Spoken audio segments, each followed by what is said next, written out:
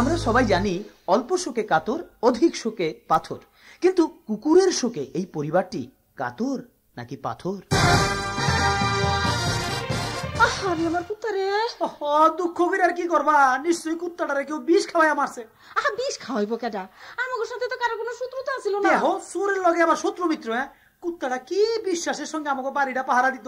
চোর, গুন্ডা, বদমাইশ, সন্ত্রাসী কোন লোক আমাকে বাড়ির কাছে ফিরতে পারতো না। হ্যাঁ, আমরা সেই ছোটকাল থেকে কুত্তাটারে পাইলা পুষা বড় করলাম। ও তো কোনোদিন এটা আবার শুরু করে কান্দে গায়।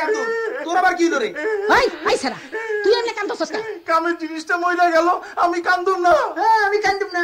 তোর এত কান্দার কি নয়, ওইটা মরে গেছে, আমাকে সকলেরই তো খারাপ লাগতেছে। তোর শোকটা একটু বেশি বেশি মনে হইতেছে। ব্যাপারটা কি রে?